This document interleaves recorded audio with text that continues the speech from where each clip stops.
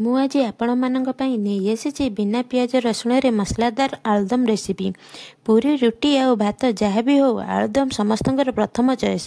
ଦେଖନ୍ତୁ ମସଲାଦାର ଆଳୁଦମଟି କେତେ ଭଲ ଦିଶୁଛି। ତାହେଲେ ଚାଲନ୍ତୁ ଷ୍ଟାର୍ଟ କରିବା।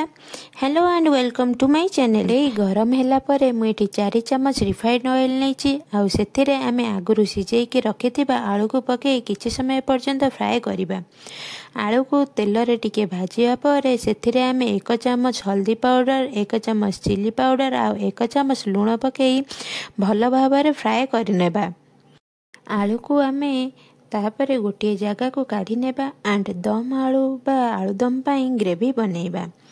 କଢ଼େଇରେ 3-4 ଚାମଚ ତେଲ ନେବା। ଆଉ ତେଲ ଗରମ ହେଲେ ସେଥିରେ କିଛି କଳା ଜିରା, ଧନିଆ ଆଉ ଗୋଟା ମସଲା ପକାଇବା। ତାପରେ ବଟା ହୋଇ ରଖିଥିବା ଟମାଟୋ ଆଉ ଅଦାକୁ ପକାଇ ଭଲସେ ଗୋଳେଇ ନେବା। ମୁଁ ଏଠି 2ଟି ବଡ଼ ସାଇଜ୍ର ଟମାଟୋ ୟୁଜ୍ କରିଛି ଆଉ 50 ଗ୍ରାମର ଅଦା ୟୁଜ୍ କରିଛି। କିଛି ସମୟ କଷିଲା ପରେ ଏଥିରେ 1 ଚାମଚ ହଳଦୀ ପାଉଡ଼ର, 1 ଚାମଚ କାଶ୍ମୀର ଚିଲି ପାଉଡ଼ର ଆଉ 1 ଚାମଚ ଧନିଆ ପାଉଡ଼ରକୁ ପକାଇକି ଟିକେ ଭଲ ଭାବରେ ଗୋଳାଇ ନେବା।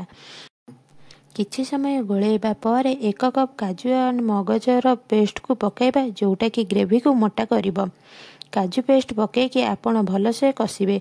ଏଠି ମୁଁ ଗରମ ମସଲା କିଛି ୟୁଜ୍ କରୁଛି, ଆପଣ ଲାଷ୍ଟରେ ମଧ୍ୟ ୟୁଜ୍ କରିପାରିବେ। ମସଲା ଭଲରେ କଷିବା ପାଇଁ ଆପଣ ତାକୁ 2-3 ମିନିଟ୍ କଭର କରିଦେବେ। ଆଉ 2-3 ମିନିଟ୍ ପରେ କଭର କାଢ଼ି ଭଲସେ ଗୋଳାଇ ନେବେ। ଦେଖନ୍ତୁ ଏଠି ମସଲାର କଲର୍ କେତେ ଭଲ ଆସିଛି। ମୁଁ 1/2 କପ୍ ଦହି ନେଇଛି। ଆପଣ ଦହି ନିଶ୍ଚିନ୍ତ ପକାଇବେ, ଏହାଦ୍ୱାରା ଆଳୁଦମର ଟେଷ୍ଟ ବହୁତ ବଢ଼ିଆ ଲାଗିବ। ମସଲାକୁ ଭଲରେ କଷିଲା ପରେ କିଛି ସମୟ ପାଇଁ କଭର କରିନେବେ, ଯେପର୍ଯ୍ୟନ୍ତ କି ମସଲାରୁ ତେଲ ଅଲଗା ହେଇନି।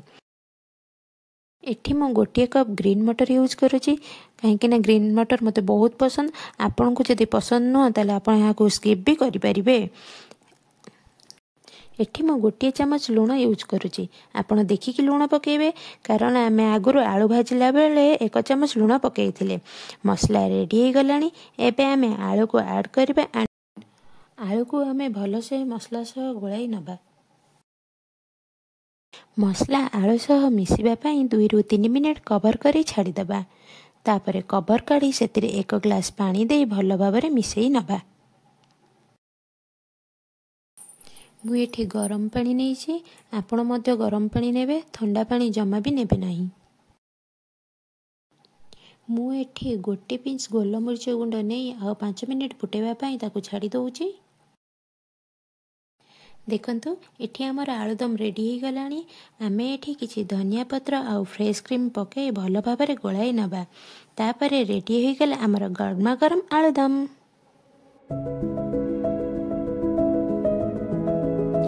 ୟାକୁ ଆପଣ ପୁରୀ, ରୁଟି ସବୁଥିରେ ଖାଇପାରିବେ। ଆପଣଙ୍କୁ ଯଦି ଏହି ରେସିପିଟି ମୋର ଭଲ ଲାଗିଥାଏ ତାହେଲେ ଗୋଟିଏ ଲାଇକ୍ କରିବେ ଆଣ୍ଡ କମେଣ୍ଟରେ ନିଶ୍ଚିନ୍ତ କହିବେ। ଚ୍ୟାନେଲରେ ଯଦି ନୂଆ ଥିବେ ତାହେଲେ ଚ୍ୟାନେଲକୁ ସବସ୍କ୍ରାଇବ୍ କରି ପାଖରେ ଥିବା ବେଲ୍ ଆଇକନକୁ ପ୍ରେସ୍ କରିବେ, ଯାହାଦ୍ୱାରା କି ମୋର ପ୍ରତିଟି ଭିଡ଼ିଓର ନୋଟିଫିକେସନ୍ ଆପଣଙ୍କୁ ସହଜରେ ମିଳିପାରିବ।